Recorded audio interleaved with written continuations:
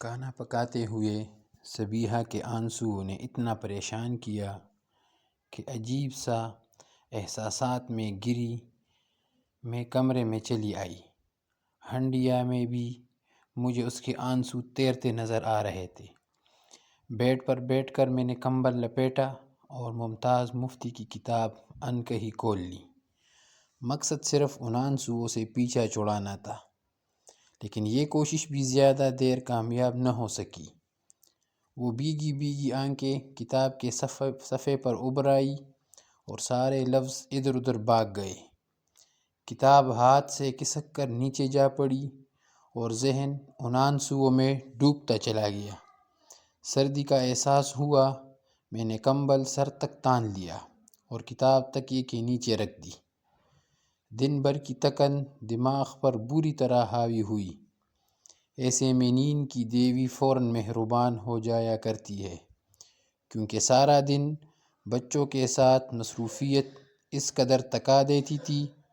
مجھے اسکول میں پڑھاتے چند ہی دن ہوئے تھے، وہی گورنمنٹ کے اسکولوں کے عام مسائل، کلاسز زیادہ اور سٹاف کی کمی کے باعث ایک وقت میں 2-3 کلاسز کو سنبھالنا ایک مشکل اور صبر آزما کام تھا۔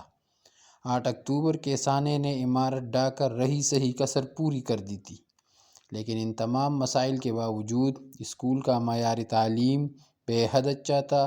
وجہ ان تک محنت تھی جو شدید قسم کی تھکن سے دوچار کر دیتی۔ یوں تک کر بستر پر لیٹتے ہی نیند کی وادی میں اتر جاتی، لیکن آج نیند کی جگہ بھی ان آنسوؤں نے لے لی تھی۔ چند لمحے بے چینی سے کروٹیں بدلنے کے بعد نے باہر کھلی فضا میں نکل آئی۔ ساری وادی اندھیرے میں ڈوبی ہوئی تھی۔ ستاروں کے ساتھ تنہا سفر کرتی رات بھی اپنے اندر اداسیاں سمیٹے ہوئی تھی۔ ذہن ایک بار پھر دن کے اس واقعے کی طرف جا نکلا اور اعصاب شکن لمحوں نے مجھے اپنے شکنجے میں جکڑ لیا۔ کبھی کبھی یوں بھی ہوتا ہے، کوئی ایک واقعہ آپ کو تمام تر حسیات کے ساتھ اپنی طرف متوجہ کر لیتا ہے، پھر آپ اس لمحے میں مقید ہو کر رہ جاتے ہیں۔ تیسرے پیریڈ کا آغاز ہوا تو سورج نے بھی پہاڑوں کے پیچھے سے طلوع ہو کر اپنی شکل دکھائی۔ جاتی ہوئی سردیوں کی نرم سی دھوپ خوشگوار حرارت لیے ہوئے تھی۔ جماعت سوئم کی طالبات کو لکھنے کا کام دے کر میں نے ان کی ہوم ورک کاپیاں اٹھا لی۔ ابھی 3-4 کاپیاں ہی چپکی تھیں جب سسکیوں کی آواز بے حد قریب سے آئی۔ وقت کم تھا اور مقابلہ سخت والا حال تھا۔ بے تحاشا مصروفیت میں نہ چاہتے ہوئے بھی ان سسکیوں کے تعاقب میں دیکھا۔ کرسی کے عین پیچھے بیٹھی صبیحہ نے بے تحاشا رو رہی تھی۔ ہر دم ہنستا مسکراتا سرخ و سفید چہرہ آنسوؤں سے بھرا تھا۔ دکھ اور خوف کی پرچھائیاں واضح دکھائی دے رہی تھی۔ کیا ہوا؟ جواب تو دو۔ کاپیاں میز پر رکھ کر میں پیچھے مڑی اور اس کا چہرہ اوپر کرنا چاہا، جو اس نے گھٹنوں میں چھپا کر مزید تیزی سے رونا شروع کر دیا۔ رونے کی وجہ جاننے کی ہر ممکن کوشش کرنے کے بعد ناکام ہو کر میں نے دوبارہ کاپیاں اٹھا لیں۔ اس بے وقت کی راگنی نے مجھے شدید خوف میں مبتلا کر دیا۔ جی چاہا ایک کرارا سا تھپڑ جڑ دوں، پر کرسی کی پشت سے ٹکرا کر اشتعال کی اس لہر کو اپنے اندر جذب کیا اور پیار سے اس کے سر پر ہاتھ رکھ کر پھر اس کے رونے کی وجہ پوچھی۔ چپ ہونا تو درکنار، اس نے سر بھی اوپر نہ اٹھایا۔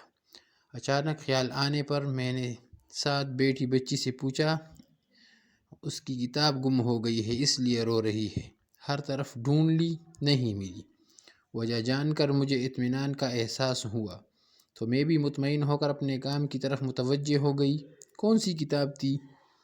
اردو کی۔ اور اوہو، یہ کوئی رونے والی بات ہے؟ میرے پاس اردو کی کتاب ہے، وہ لے لو اور چپ ہو جاؤ۔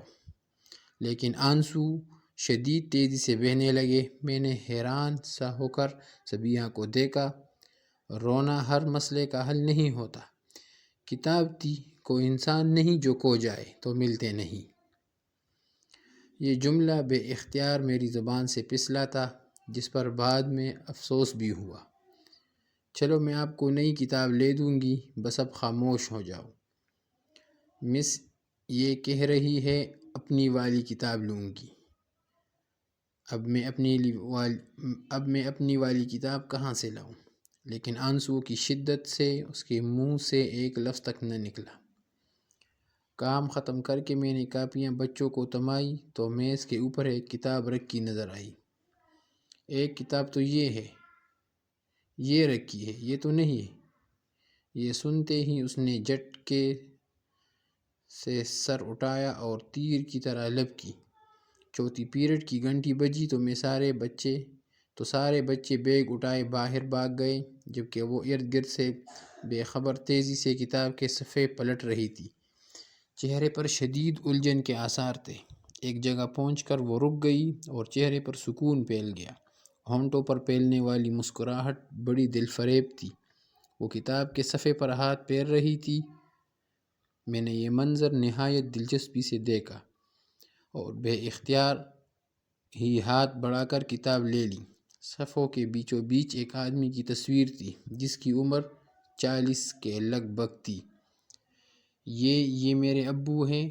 یہ کراچی کی تصویر ہے جب وہ وہاں کام کرتے تھے۔ بے پناہ پیار اس کے لہجے میں سمٹ آیا تھا۔ میرے ابو چھٹی پر گھر آئے تھے اور پھر زلزلہ آیا اور وہ بھی شہید ہو گئے۔ اب میں ان کی تصویر اپنے پاس رکھتی ہوں۔ اوہ میرے خدا! تو وہ کتاب کے لیے نہیں، تصویر کے لیے رو رہی تھی۔ اس نے کتاب میرے ہاتھ سے لی، کسی قیمتی متاع کی طرح سینے پر لگائی اور باہر نکل گئی۔ کیا بے جان تصویریں انسانوں کا نعم البدل ہوتی ہے؟ میرا دل دکھ کی گہرائیوں میں ڈوبتا چلا گیا اور اب صبیحہ کے آنسو